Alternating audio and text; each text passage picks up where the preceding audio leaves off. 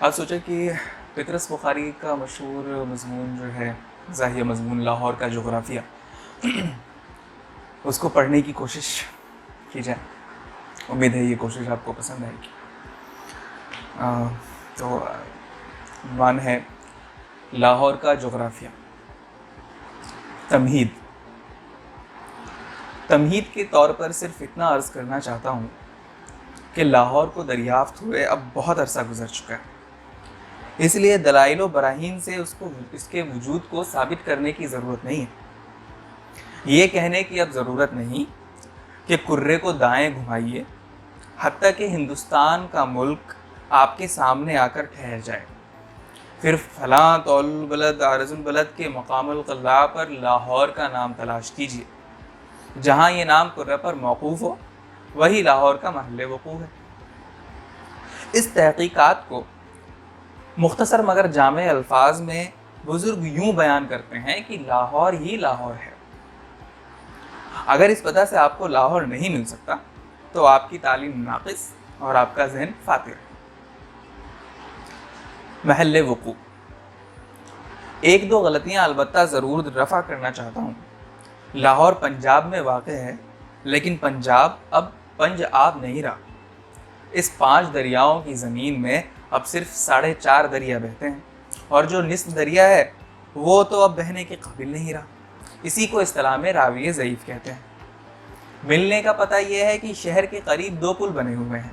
ان کے نیچے ریت میں یہ دریا لپٹا رہتا ہے. بہنے کا شغل عرصے سے بند ہے. یہ بتانا مشکل ہے کہ شہر دریا کے دائیں کنارے پر واقع ہے یا بائیں کنارے پر. لاہور تک پہنچنے کے لیے کئی راستے ہیں، لیکن 2 ان میں سے بہت مشہور ہیں. ایک پشاور سے آتا ہے، دوسرا دہلی سے. وسطی ایشیا کے حملہ آور پشاور کے راستے اور یو پی کے حملہ آور دہلی کے راستے وارد ہوتے ہیں. اول الذکر اہل سیف کہلاتے ہیں اور غزنوی یا غوری تخلص کرتے ہیں اور اس میں ید طولہ رکھتے ہیں. حدود اربع. کہا جاتا ہے کسی زمانے میں لاہور کا حدود اربع بھی ہوا کرتا تھا، لیکن طلبہ کی سہولت کے لیے میونسپلٹی نے اسے منسوخ کر دیا ہے.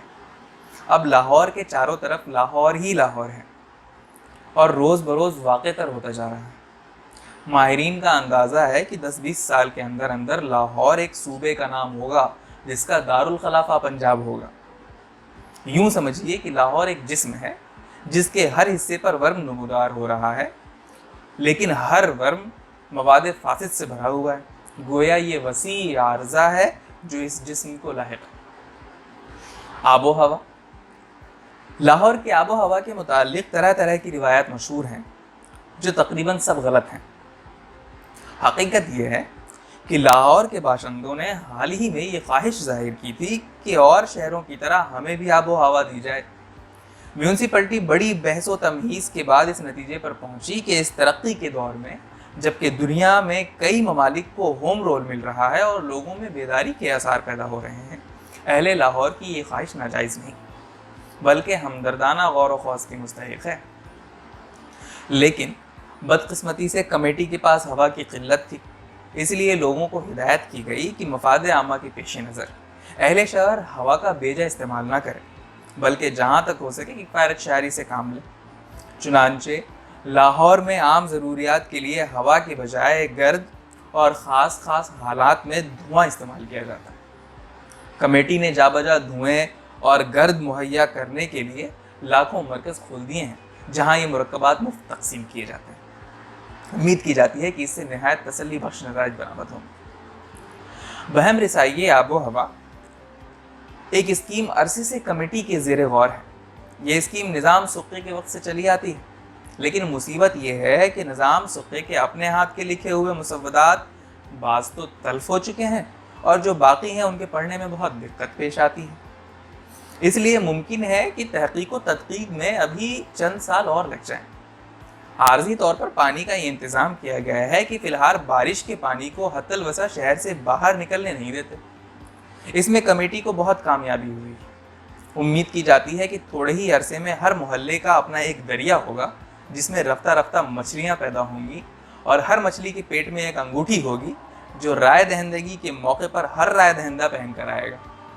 نظام ثقے کے مسودات سے اس قدر ضرور ثابت ہوا ہے کہ پانی پہنچانے کے لیے ایک نہ ایک دن یہ گیسیں ضرور مل کر پانی بن جائیں گی۔ چنانچہ بعض نلوں میں اب بھی چند قطرے روزانہ ٹپکتے ہیں۔ اہل شہر کو ہدایت کی گئی ہے کہ اپنے اپنے گھڑے نلوں کے نیچے رکھ دیں تاکہ عین وقت پر تاخیر کی وجہ سے کسی کی دل شکنی نہ ہو۔ شہر کے لوگ اس پر بہت خوشیاں منا رہے ہیں۔ ذرائع آمد و رفت: جو سیاح لاہور تشریف لانے کا ارادہ رکھتے ہیں ان کو یہاں کے آمد و رفت کے ذرائع کے متعلق چند ضروری باتیں ذہن نشین کر لینی چاہیے تاکہ وہ یہاں کی سیاحت سے کما حق وہ اثر پذیر ہو سکے۔ جو سڑک بل کھاتی ہوئی لاہور کے بازاروں میں سے گزرتی ہے تاریخی اعتبار سے بہت اہم ہے۔ یہ وہی سڑک ہے جو شیر شاہ سوری نے بنوائی تھی۔ یہ آثار قدیمہ میں شمار ہوتی ہے اور بے حد احترام کی نظروں سے دیکھی جاتی ہے۔ چنانچہ اس میں کسی قسم کا رد و بدل گوارا نہیں کیا جاتا۔ وہ قدیم تاریخی گڑھے اور خندقیں جوں کی توں موجود ہیں جنہوں نے کئی سلطنتوں کے تختے الٹ دیے تھے۔ آج کل بھی کئی لوگوں کے تختے یہاں الٹتے ہیں اور عظمت رفتہ کی یاد دلا کر انسان کو عبرت سکھاتے ہیں۔ بعض لوگ زیادہ عبرت پکڑنے کے لیے ان تختوں کے نیچے کہیں کہیں دو ایک پہیے لگا لیتے ہیں اور سامنے دو ہک لگا کر ایک گھوڑا ٹانگ دیتے ہیں۔ اصطلاح میں اس کو تانگا کہتے ہیں۔ شوقین لوگ اس پر موم جامہ منڈ لیتے ہیں تاکہ پھسلنے میں سہولت ہو اور بہت زیادہ عبرت پکڑی جا سکے۔ اصلی اور خالص گھوڑے لاہور میں خوراک کے کام آتے ہیں۔ قصابوں کی دکانوں پر انہی کا گوشت بکتا ہے اور زین کس کر کھایا جاتا ہے۔ ٹانگوں میں ان کی بجائے بناسپتی گھوڑے استعمال کیے جاتے ہیں۔ بناسپتی گھوڑے شکل و صورت میں دمدار تارے سے ملتے ہیں کیونکہ ان گھوڑوں کی ساخت میں دم زیادہ اور گھوڑا کم پایا جاتا ہے۔ حرکت کے وقت اپنی دم کو دبا لیتا ہے اور اس ضبط نفس سے اپنی رفتار میں ایک سنجیدہ اعتدال پیدا کرتا ہے تاکہ سڑک کا ہر تاریخی گڈھا اور تانگے کا ہر ہچکولا اپنا نقش آپ پر ثبت کرتا جائے اور آپ کا ہر ایک مقام لطف اندوز ہو سکے۔ قابل دید مقامات: لاہور میں قابل دید مقامات مشکل سے ملتے ہیں۔ اس کی وجہ یہ ہے کہ لاہور کی ہر عمارت کی بیرونی دیواریں دوہری بنائی جاتی ہیں۔ پہلے اینٹوں اور چونے سے دیواریں کھڑی کر دی جاتی ہیں، پھر اس پر اشتہاروں کا پلستر کر دیا جاتا ہے جو دباغت میں رفتہ رفتہ بڑھتا جاتا ہے۔ شروع میں چھوٹے سائز کے مبہم اور غیر معروف اشتہارات چپکا دیے جاتے ہیں، مثلا اہل لاہور کو مزدہ یا اچھا سستا مال۔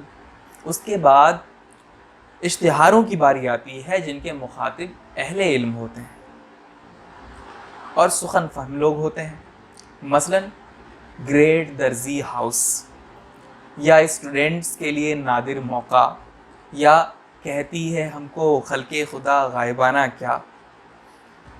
رفتہ رفتہ گھر کی چہار دیواری مکمل ڈائریکٹری کی صورت اختیار کر لیتی ہے۔ دروازے کے اوپر بوٹ پالش کا اشتہار، دائیں طرف تازہ مکھن ملنے کا پتہ درج ہے، بائیں طرف حافظ کی گولیوں کا بیان ہے۔ اس کھڑکی کے اوپر انجمن خدام ملت کے جلسے کا پروگرام ہے۔ اس کھڑکی پر مشہور لیڈر کے خانگی حالات باوضاحت بیان کر دیے گئے۔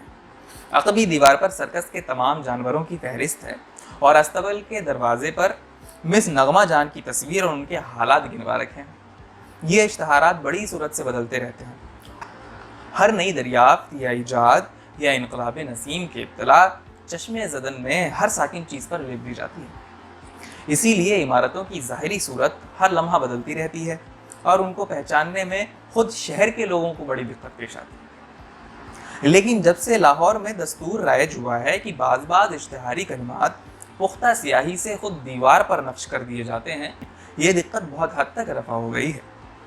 ان دائمی اشتہاروں کی بدولت اب یہ خدشہ باقی نہیں رہا کہ کوئی شخص اپنا یا اپنے کسی دوست کا مکان صرف اس لیے بھول جائے کہ پچھلی مرتبہ چارپائیوں کا اشتہار لگا تھا اور لوٹتے وقت تک وہاں اہالیان لاہور کو تازہ اور سستے جوتوں کا مزہ سنایا جا رہا۔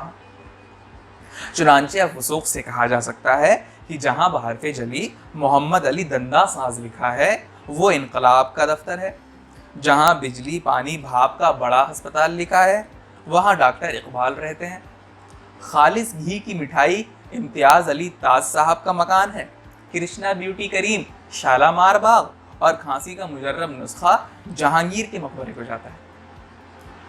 صنعت و حرفت۔ اشتہاروں کے علاوہ لاہور کی سب سے بڑی صنعت رسالہ سازی ہے اور سب سے بڑی حرفت انجمن سازی ہے۔ ہر رسالے کا نمبر خاص نمبر ہوتا ہے اور عام نمبر صرف خاص موقعوں پر شائع کیے جاتے ہیں۔ عام نمبر میں مس سلوچنا اور مس کجن کی تصاویر بھی دی جاتی ہیں۔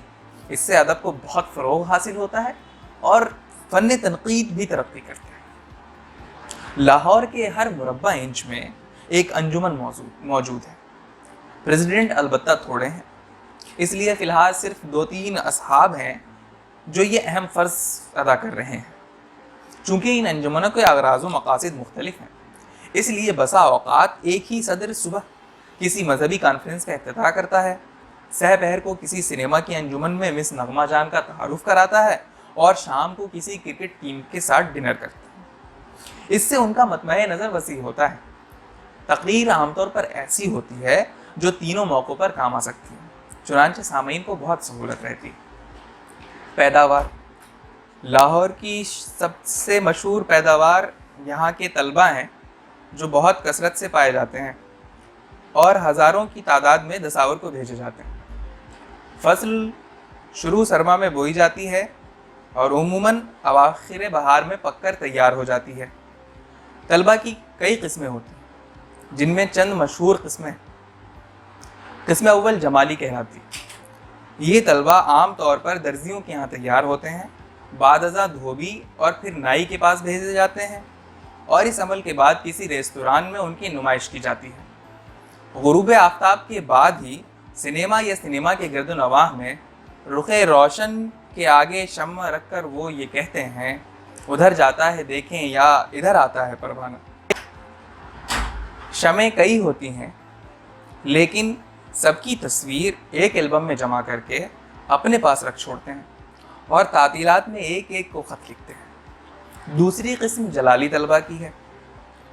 ان کا شجرہ جلال الدین اکبر سے جا ملتا ہے، اس لیے ہندوستان کا تخت و تاج ان کی ملکیت سمجھا جاتا ہے۔ شام کے وقت چند مصاحبوں کو ساتھ لیے نکلتے ہیں اور جود و سخا کے خم لڑھاتے پھرتے ہیں۔ کالج کی خوراک انہیں راس نہیں آتی، اس لیے ہاسٹل میں فروکش نہیں ہوئے۔ تیسری قسم خیالی طلبہ کی ہے۔ یہ اکثر روپ، اخلاق اور آواگون اور جمہوریت پر بآواز بلند تبادلہ خیال کرتے پائے جاتے ہیں اور آفرینش اور نفسیات غیبی کے متعلق نئے نظریے پیش کرتے رہتے ہیں۔ صحت جسمانی کو ارتقاء انسانی کے لیے ضروری سمجھتے ہیں، اس لیے الگ صبح 5-6 ڈنر پیلتے ہیں اور شام کو ہاسٹل کی چھت پر گہری سانس لیتے ہیں، گاتے ہیں لیکن بے سرے ہوتے ہیں۔ چوتھی قسم خالی طلبہ کی۔ یہ طلبہ کی خالص ترین قسم ہے۔ ان کا دامن کسی قسم کی آلائشوں سے تر نہیں ہونے پاتا۔ کتابیں، امتحانات، مطالعہ اور اسی قسم کے خدشے کبھی ان کی زندگی میں داخل نہیں ہوتے۔ جس معصومیت کو لے کر وہ کالج پہنچتے ہیں اسے آخر تک ملوث نہیں ہونے دیتے اور تعلیم اور نصاب اور درس کے ہنگاموں میں اسی طرح زندگی بسر کرتے ہیں جس طرح 32 دانتوں کے درمیان زبان رہتی۔ پچھلے چند سالوں سے طلبہ کی ایک اور قسم بھی دکھائی دینے لگی ہے، لیکن ان کو اچھی طرح دیکھنے کے لیے محدب شیشے کا استعمال ضروری ہے۔ یہ وہ لوگ ہیں جنہیں ریل کا ٹکٹ نصف قیمت پر ملتا ہے اور اگر چاہیں تو اپنی انا کے ساتھ سنانے ڈبے میں بھی سفر کر سکتے ہیں۔ اور ان کی وجہ سے اب یونیورسٹی نے کالجوں پر شرط عائد کر دی ہے کہ آئندہ صرف وہی لوگ پروفیسر مقرر کیے جائیں گے جو دودھ پلانے والے جانوروں میں سے۔ تبھی حالات لاہور کے لوگ بہت خوش طبع ہیں۔ اس مضمون کے بعد پطرس بخاری نے کچھ سوالات بھی قائم کیے ہیں۔ وہ سوالات یہ ہیں کہ لاہور تمہیں کیوں پسند ہے؟ مفصل لکھو۔ لاہور کس نے دریافت کیا اور کیوں کیا؟ اس کے لیے سزا بھی تجویز کرو۔ میونسپلٹی کی شان میں ایک قصیدہ ہے مدھیہ لکھو۔